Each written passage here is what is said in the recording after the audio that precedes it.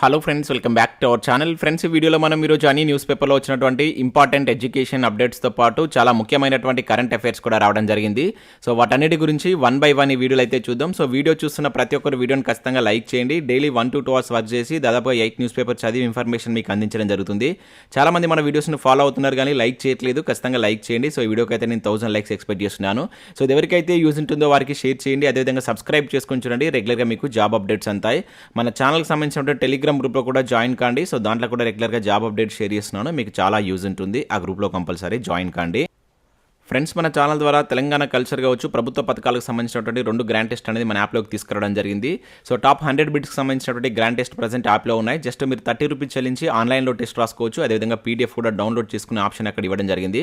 ఇక దాంతోపాటుగా గ్రూప్ 4 కావచ్చు, గ్రూప్ 2కు సంబంధించి అండ్ ఆర్థమెటిక్కి సంబంధించినటువంటి వీడియో క్లాసెస్ కూడా మన యాప్లో అయితే ఉన్నాయి. కరెంట్ అఫైర్స్ పీడిఎఫ్స్ కూడా పర్ మంత్కి 20 రూపీస్ చొప్పున చెల్లించి మీరు పీడిఎఫ్ను డౌన్లోడ్ చేసుకొని ప్రింట్ తీసుకోవచ్చు. ఇంకా టెస్ట్ సిరీస్ కూడా ఇండియన్ పాలిటీ, అదేవిధంగా తెలంగాణ చరిత్ర, తెలంగాణ ఉద్యమ చరిత్ర అండ్ జనరల్ సైన్స్ సంబంధించినటువంటి టెస్ట్ సిరీస్తో పాటు జనరల్ స్టడీస్కి సంబంధించినటువంటి షార్ట్ హ్యాండ్ రైటింగ్ నోట్స్ కూడా మన యాప్లో ఉంది. అక్కడ శాంపిల్ టెస్టులు, శాంపిల్ పీడిఎఫ్స్ ఉంటాయి. చూసిన తర్వాత నచ్చితే కోర్స్ అయితే తీసుకోండి.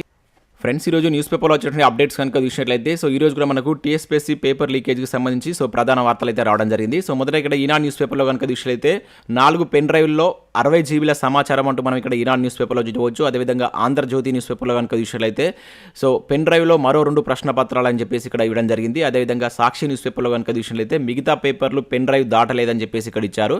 అండ్ నెక్స్ట్ ఇక్కడ నమస్తే తెలంగాణ న్యూస్ పేపర్లో కనుక చూసినట్లయితే పోటీ పరీక్షలకు కొత్త ప్రశ్న పత్రాలు అని చెప్పేసి ఇవ్వడం జరిగింది. అదేవిధంగా వెలుగులో కనుక చూసినట్లయితే టీఎస్పీఎస్సీ ఆఫీసర్ల బాధ్యతల్లో మార్పులు అని చెప్పేసి ఇట్లా మనకు టీఎస్పీఎస్సీ పేపర్ లీకేజ్కి సంబంధించిన ఇన్ఫర్మేషన్ అయితే అన్ని న్యూస్ పేపర్లో మనం చూడవచ్చు. సో మొదట ఇక్కడ మనకు ఈనాడు న్యూస్ పేపర్లో ఇచ్చినటువంటి ఇన్ఫర్మేషన్ కనుక చూసినట్లయితే సిట్ దర్యాప్తుతో కీలక అంశాలు వెలుగులోకి అంటే ఇక్కడ చూడవచ్చు. మరిన్ని ప్రశ్న పత్రాలు లీక్ అయినట్లు అనుమానాలు, పరీక్షల భవితవ్యం తేల్చనున్నటువంటి ఎఫ్ఎస్ఎల్ నివేదిక అని చెప్పేసి ఇక్కడ ఇచ్చారు. దాంతోపాటు ఇక్కడ 9 పరీక్షల రీషెడ్యూల్ అని చెప్పేసి కూడా చూడవచ్చు. సో మనకు టీఎస్పీఎస్సీ ఏప్రిల్ మే నెలలో నిర్వహించేటువంటి పరీక్షలకు సంబంధించి వాటిని రీషెడ్యూల్ చేసేటువంటి అవకాశం కనిపిస్తున్నట్లు ఇక్కడ మనకైతే ఈనాడు న్యూస్ పేపర్లో చూడవచ్చు. సో ఇక్కడ ఉన్నటువంటి ఇన్ఫర్మేషన్ కనుక చూసినట్లయితే మనకు ప్రశ్న పత్రాల లీకేజ్ వ్యవహారంపై ప్రత్యేక దర్యాప్తు బృందం సిట్ దర్యాప్తులో సంచలన అంశాలు బయటపడుతున్నాయి. సో కేసులో కీలక నిందితుడు టీఎస్పీఎస్సీ కార్యదర్శి వ్యక్తిగత సహాయకుడు ప్రవీణ్ నుంచి స్వాధీనం చేసుకున్నటువంటి పెన్ డ్రైవ్లో ఉన్నటువంటి సమాచారాన్ని విశ్లేషించేటువంటి పనిలో సిట్ నిమగ్నమైంది. సో 4 పెన్ డ్రైవ్లలో 60 నుంచి 70 జీబీల సమాచారం ఉన్నట్లు తెలుస్తుందని చెప్పేసి ఇక్కడ మనం ఇన్ఫర్మేషన్ అయితే చూడవచ్చు. సో దీనికి సంబంధించి ఇక్కడ మనం కంటిన్యూషన్ న్యూస్ కనుక చూసినట్లయితే దాన్ని విశ్లేషించడంతో పాటు తొలగించినటువంటి సమాచారాన్ని తిరిగి రాబట్టడం పైన దృష్టి సారించారు. సో ప్రాథమిక దర్యాప్తు క్రమంలో కీలక సమాచారం సిట్ చేతిలోకి చిక్కినట్టు తెలుస్తుంది.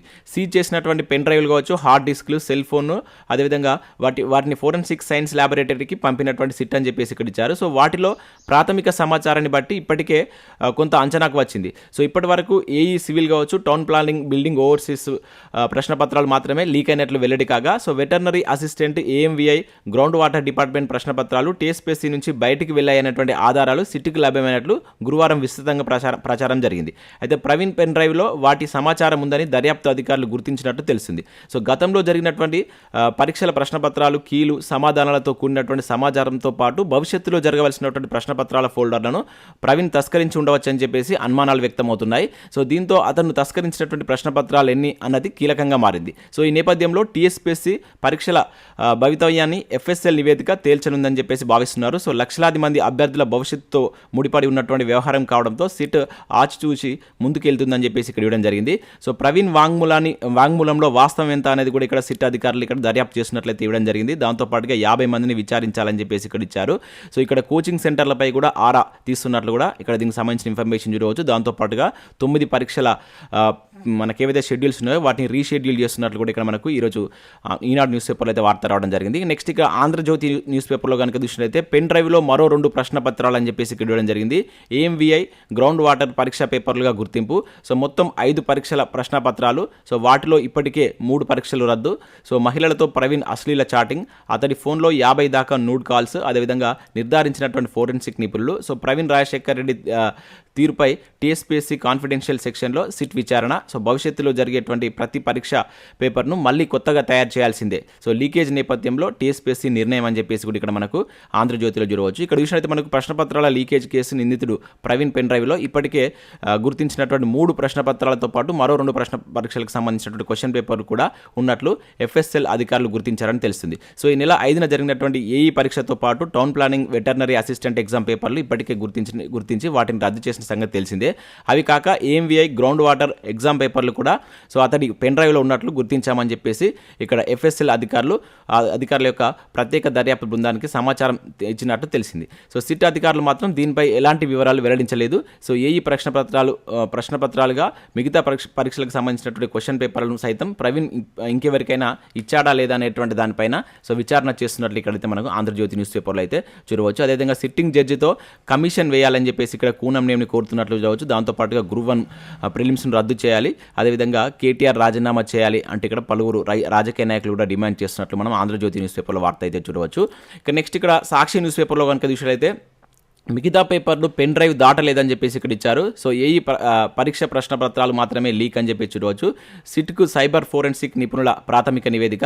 ఫిబ్రవరి 27న ప్రవీణ్ పెన్ డ్రైవ్లోకి గ్రూప్ 1 సహా ఇతర ప్రశ్నపత్రాలు. సో గత ఏడాది అక్టోబర్లోనే పూర్తయినటువంటి గ్రూప్ 1 పరీక్ష అని చెప్పేసి ఇక్కడ మనకు సాక్షి న్యూస్ పేపర్లో అయితే ఇచ్చారు. సో TSPSC పేపర్ల లీకేజ్ వ్యవహారంపై సాంకేతిక దర్యాప్తు చేస్తున్నటువంటి సైబర్ ఫోరెన్సిక్ నిపుణులు తమ ప్రాథమిక నివేదికను గురువారం ప్రత్యేక దర్యాప్తు బృందం సిట్కు అందించారు. కేవలం అసిస్టెంట్ ఇంజనీరింగ్ AE పరీక్ష పత్రాలు మాత్రమే లీక్ అయ్యాయని, గ్రూప్ 1 పేపర్లు పరీక్ష పూర్తయిన తర్వాతే ప్రవీణ్ పెన్ డ్రైవ్లోకి చేరాయని చెప్పేసి ఇక్కడ మనకు తెలిపినట్టుగా మనకు సాక్షి న్యూస్ పేపర్లో దీనికి సంబంధించినట్టు ఒక అప్డేట్ అయితే మనం చూడవచ్చు.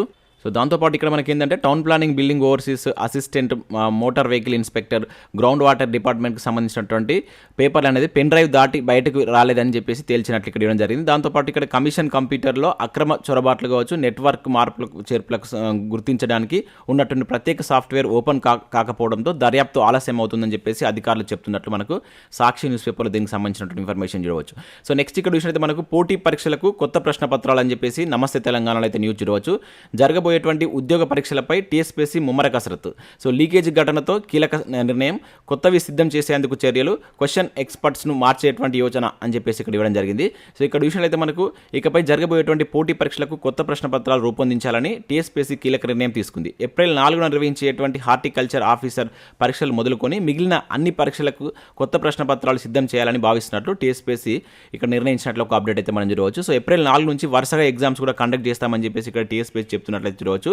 సో ఏప్రిల్ 4న మనకు ఏదైతే షెడ్యూల్ ప్రకారం ఉన్నటువంటి పరీక్షలు యథావిధిగా జరుగుతాయని చెప్పేసి వీళ్ళు చెప్తున్నారు. సో ఏప్రిల్ 4న మనకు హార్టికల్చర్ ఆఫీసర్ పరీక్ష కావచ్చు, ఏప్రిల్ 23న assistant motor vehicle inspector AMVI exam కావచ్చు, అదేవిధంగా ఏప్రిల్ 25న అగ్రికల్చర్ ఆఫీసర్, ఏప్రిల్ 26, 27 తేదీలో జరిగేటువంటి గెజిటెడ్ ఆఫీసర్కి సంబంధించినటువంటి గ్రౌండ్ వాటర్ డిపార్ట్మెంట్ ఉన్నటువంటి ఉద్యోగాలు కావచ్చు, మే 7న డ్రగ్ ఇన్స్పెక్టర్, మే 13న పాలిటెక్నిక్ లెక్చరర్, మే 15, 16 తేదీలో non gazetted officer ground water, and May 17న ఫిజికల్ డైరెక్టర్స్, అదేవిధంగా జూన్ 5 నుంచి 12 వరకు గ్రూప్ 1 మెయిన్స్, జూలై 1న గ్రూప్ 4, ఆగస్టు 29, 30 తేదీలో గ్రూప్ 2 పరీక్షలతో పాటు ఇతర పరీక్షల తేదీలను TSPSC ఇప్పటికే ప్రకటించింది.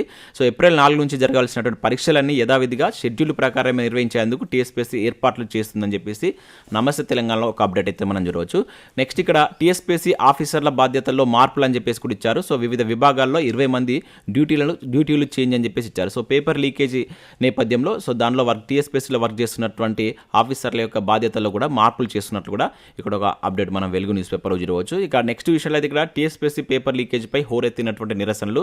సో సీఎం రాజీనామా చేయాలి, విద్యార్థి సంఘాలు డిమాండ్. సో ప్రభుత్వం దిష్టిబొమ్మను దహనం చేసి అరెస్టులు అని చెప్పేసి ఇక్కడ చూడవచ్చు. సో నేను పేపర్ లీకేజ్ సంబంధించి కూడా విద్యార్థులు చాలా ధర్నాలు నిరసనలు అయితే చేయడం జరిగింది. దానికి సంబంధించిన అప్డేట్ ఇక్కడ చూడవచ్చు. సో నెక్స్ట్ ఇక్కడ విషయంలో అయితే లేక ఒక నోటిఫికేషన్ ఇచ్చి పేపర్ లీక్ చేశారంటూ ఇక్కడ మనకు బట్టి విక్రమార్క కూడా ప్రభుత్వాన్ని విమర్శించినట్లు ఒక న్యూస్ ఇక్కడ మనం ఆంధ్రజ్యోతిలో అయితే చూడవచ్చు. సో ఇవి మనకు వివిధ న్యూస్ పేపర్లో వచ్చినటువంటి ఎడ్యుకేషన్ అప్డేట్ సంబంధించినటువంటి ఇన్ఫర్మేషన్. నెక్స్ట్ కరెంట్ అఫైర్స్ చూద్దాం. చాలా ముఖ్యమైనటువంటి కరెంట్ అఫైర్స్ అయితే ఉన్నాయి, ఎక్కడ స్కిప్ చేయకుండా చూడండి. చూసే ప్రతి ఒక్కరు ఖచ్చితంగా లైక్ చేయండి. ఓకే, వీడియోలో మీకు ఎడ్యుకేషన్ అప్డేట్స్ అదేవిధంగా కరెంట్ అఫైర్స్ అయితే అందించడం జరుగుతుంది. ఖచ్చితంగా వీడియోని లైక్ చేసి మీ మిత్రులకైతే షేర్ చేయండి. సో ఇక్కడ మనం ఫస్ట్ కరెంట్ అఫైర్ కనుక చూసినట్లయితే ప్రపంచ అత్యుత్తమ విమానాశ్రయంగా చాంగి ఎయిర్పోర్ట్ అని చెప్పేసి ఇక్కడ మనం ఒక ఇంపార్టెంట్ కరెంట్ అఫైర్ చూడవచ్చు. సో ప్రపంచంలోనే అత్యుత్తమ విమానాశ్రయంగా మళ్ళీ సింగపూర్లో ఉన్నటువంటి చాంగి ఎయిర్పోర్ట్ నిలిచింది.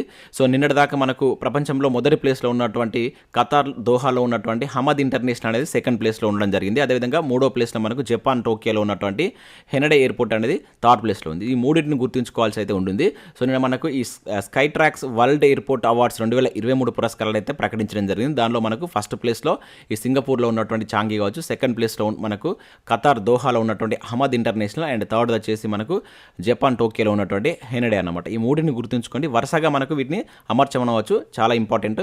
నెక్స్ట్ ఇదే రిపోర్ట్లో మనకు శంషాబాద్ ఎయిర్పోర్ట్కు బెస్ట్ రీజనల్ ఎయిర్పోర్ట్ అవార్డు అయితే రావడం జరిగింది. సో ఇక్కడ చూసినట్లయితే మనకు శంషాబాద్ అంతర్జాతీయ విమానాశ్రయానికి మరోసారి అంతర్జాతీయ స్థాయిలో గుర్తింపు లభించింది. 2023 ఏడాదికి గాను ఈ sky tracks best regional airport అవార్డుని అయితే సొంతం చేసుకోవడం జరిగింది. సో గుర్తుంచుకోండి, చాలా చాలా ఇంపార్టెంట్. దాంతోపాటు ఇక్కడ దక్షిణ ఆసియాలోనే బెస్ట్ రీజనల్ ఎయిర్పోర్ట్గా రాజీవ్ గాంధీ అంతర్జాతీయ విమానాశ్రయం నిలిచినట్లు సో మనకి స్కై ట్రాక్స్ అయితే పేర్కొన్నట్లు ఇవ్వడం జరిగింది. ఇక్కడ మన ప్రాంతానికి సంబంధించి మనది ఒకటి ఉంది కనుక ఇది గుర్తుంచుకుని, అదేవిధంగా వరల్డ్లో ఫస్ట్ 3 ప్లేస్లో ఉన్నటువంటి కూడా చాలా ఇంపార్టెంట్. మనకు నేరుగా క్వశ్చన్ అడగడానికి అయితే ఛాన్స్ ఉంటుంది. సో నెక్స్ట్ ఇక్కడ మనం చూసినట్లయితే గొర్రెల పెంపకంలో మనమే టాప్ అని చెప్పేసి ఇక్కడ ఒక ఇంపార్టెంట్ కరెంట్ అఫైర్ చూడవచ్చు. సో దేశంలోనే మొదటి స్థానంలో తెలంగాణ, రాష్ట్రంలో 1.90 కోట్ల మూగజీవాలు. సో గుడ్లు మాంసం ఉత్పత్తిలో కూడా 5వ స్థానం. సో గుడ్ల ఉత్పత్తిలో 3, మాంసం ఉత్పత్తిలో 5వ స్థానం. ఇవి కూడా ఇంపార్టెంట్. సో 20వ పశుగణన నివేదిక కేంద్రం వెల్లడి అని చెప్పేసి ఇస్తారు. సో ఫలితం ఇచ్చినటువంటి కేసీఆర్ గొర్రెల పంపిణీ పథకం అని చెప్పేసి చూడవచ్చు. సో మనకి ఇక్కడ కేంద్రం అఫీషియల్గా రిలీజ్ చేసినటువంటి డాటా కనుక సో కంపల్సరీ దీన్ని గుర్తుంచుకోవాల్సి అయితే ఉంటుంది. 20వ పశుగణన నివేదిక అయితే నిన్న మన కేంద్రం వెల్లడించింది. దానిలో మనకు చూసినట్లయితే దేశంలో మొదటి స్థానంలో మనకు తెలంగాణ రాష్ట్రం అయితే ఉంది. సో నెక్స్ట్ ఇక్కడ చూసినట్లయితే గొర్రెల పెంపకంలో మనకు ఆంధ్రప్రదేశ్ 2వ స్థానంలో ఉండగా, అదేవిధంగా కర్ణాటక అయితే 3వ స్థానంలో నిలిచింది. అదేవిధంగా తెలంగాణలో అన్ని రకాల జీవాలు కలిపి చూసినట్లయితే 3.26 కోట్ల మూగ జీవాలు ఉన్నట్లయితే మనకు ఆ నివేదికలు ఇచ్చారు. సో ఇందులో రాష్ట్రం 8వ స్థానంలో నిలిచిందని చెప్పేసి ఇచ్చారు. ఇక గుడ్ల ఉత్పత్తిలో తెలంగాణ 3వ స్థానంలో ఉంది. సో తొలి స్థానంలో మనకు ఏపీ, 2వ స్థానంలో తమిళనాడు ఉంది. సో దేశానికి అవసరమవుతున్నటువంటి మొత్తం గుడ్లో తెలంగాణ నుంచి 12.86% వస్తున్నట్లు కేంద్రం అయితే వెల్లడించడం జరిగింది. అలాగే మనకు మాంసం ఉత్పత్తిలో కనుక చూసుకుంటే తెలంగాణ 5వ స్థానంలో నిలిచింది. అండ్ తెలంగాణ నుంచి 10.82% మాంసం ఉత్పత్తి అయినట్లు మనకు ఆ నివేదిక అయితే వెల్లడించడం జరిగింది. చాలా ఇంపార్టెంట్. ఇక్కడ తెలంగాణకు సంబంధించి కావచ్చు అండ్ దేశంలో ఏ రాష్ట్రాలు ముందర ఉన్నాయి అంటే ఫస్ట్ ప్లేస్లో ఉన్నటువంటి మనం గుర్తుంచుకోవాల్సి అయితే ఉంటుంది. సో నెక్స్ట్ ఇక్కడ చూసినట్లయితే మనకు కాంతారాకు అరుదైనటువంటి గౌరవం అంటూ మరొక ఇంపార్టెంట్ కరెంట్ అఫైర్ ఇక్కడ చూడవచ్చు. నేడు ఐక్యరాజ్య సమితిలో ప్రదర్శన అని చెప్పేసి ఇక్కడ ఇవ్వడం జరిగింది. సో కేవలం 15 కోట్లతో రూపొందించినటువంటి ఏదైతే మనకి కాంతారా సినిమా అనేది 400 కోట్లను అయితే కొల్లగొట్టడం జరిగింది. సో ఇది ఒక రికార్డ్ అనుకుంటే సో ప్రపంచవ్యాప్తంగా ప్రేక్షకులకు విమర్శకులు మెచ్చినటువంటి చిత్రంగా కాకుండా తక్కువ బడ్జెట్తో రూపొందించి భారీ కలెక్షన్లు వసూలు చేసినటువంటి సినిమా కూడా ఇది రికార్డ్ అయితే సృష్టించింది. అదే కాకుండా ఇప్పుడు ప్రజెంట్ మనకు ఐక్యరాజ్య సమితిలో సో ఈ సినిమా అయితే ప్రదర్శన చేయబోతుంది అనమాట ఈరోజు. సో ఇది కూడా ఒక రికార్డ్ అని చెప్పేసి గుర్తుంచుకోవాల్సి అయితే ఉంటుంది. డైరెక్ట్గా అడుగుతారు. సో ఇటీవల ఏ ఇండియన్ ఫిలిం ఐక్యరాజ్య సమితిలో ప్రదర్శన చేసింది అని చెప్పేసి అడగవచ్చు. సో కాంతారా అని చెప్పేసి గుర్తుంచుకోండి. ఇంకా ఇది చాలా రికార్డ్స్ అయితే కొల్లగొట్టింది. సో ఇక్కడ బడ్జెట్ మనకేది వసూళ్ల పరంగా కావచ్చు, ఇంక ఇటువంటి కొన్ని రికార్డ్స్ అయితే ఉన్నాయి. సో వీటన్నిటి ఒక దగ్గర జడ్జ్ చేసుకోండి, చాలా చాలా ఇంపార్టెంట్. ఇటీవల మనకు RRR సినిమాకి సంబంధించి ఇట్లా సినిమాలకు సంబంధించిన ఇన్ఫర్మేషన్ ఒక దగ్గరగా రాసుకోండి. సో ఇక్కడ చూసినట్లయితే రైతుల మహాపాదయాత్ర అని చెప్పేసి చూడవచ్చు. నాసిక్ నుంచి ముంబైకి వేలాది మంది అన్నదాతలు మార్చ్. సో దిగొచ్చినటువంటి ప్రభుత్వం డిమాండ్లకు ఓకే అని చెప్పేసి ఇవ్వడం జరిగింది. మనకు మహారాష్ట్ర రైతులు భారీ పాదయాత్ర అయితే చేపట్టారు. సో తమ పంటకు ఆర్థిక సహాయాన్ని కోరుతూ నాసిక్ నుంచి ముంబై వరకు వేలాది మంది అన్నదాతలు తరలి వెళ్లారు. సో వారి యాత్ర ప్రారంభమై గురువారంతో 5 రోజులు గడవడం జరిగింది. సో 200 కిలోమీటర్ల యాత్ర పూర్తి చేసుకున్నటువంటి ఈ క్రమంలో కొందరు రైతుల పాదాల నుంచి నెత్తురు కారుతున్నా కూడా వెనుకాడకుండా వాళ్ళు ముందుకు సాగారంటే ఇక్కడ చూడవచ్చు. సో సిపిఐ వీరికైతే మద్దతుగా నిలిచింది. ముఖ్యంగా ఏంటంటే ఉల్లి సాగు సంబంధించి సో మద్దతు ధర ఇవ్వాలని చెప్పేసి ఈ మహాపాదయాత్ర అయితే చేయడం జరిగింది. చాలా ఇంపార్టెంట్. ఇది మనకు ఈరోజు దాదాపుగా అన్ని న్యూస్ పేపర్లో ఈ ప్రధాన వార్తగా ఈ న్యూస్ కూడా రావడం జరిగింది. గుర్తుంచుకోండి. ఎక్కడ చేశారని చెప్పేసి అడుగుతారు. మహాపాదయాత్ర మహారాష్ట్రలో ఎక్కడి నుంచి ఎక్కడికంటే నాసిక్ నుంచి ముంబైకి. ఇటీవల కాలంలో ఈ ఉల్లి సంబంధించినటువంటి దిగుబడి ఎక్కువగా ఉండి దీని యొక్క రేటు కూడా తగ్గిపోవడం వల్ల దీనికి సంబంధించినటువంటి న్యూస్ కూడా ఎక్కువగా చూస్తున్నాం. సో దీనికి మద్దతు ధర ఇవ్వాలని చెప్పేసి ఉల్లి రైతులు సో ఇటువంటి పాదయాత్ర చేపట్టడం జరిగింది. సో అది గుర్తుంచుకోండి, చాలా చాలా ఇంపార్టెంట్ అది.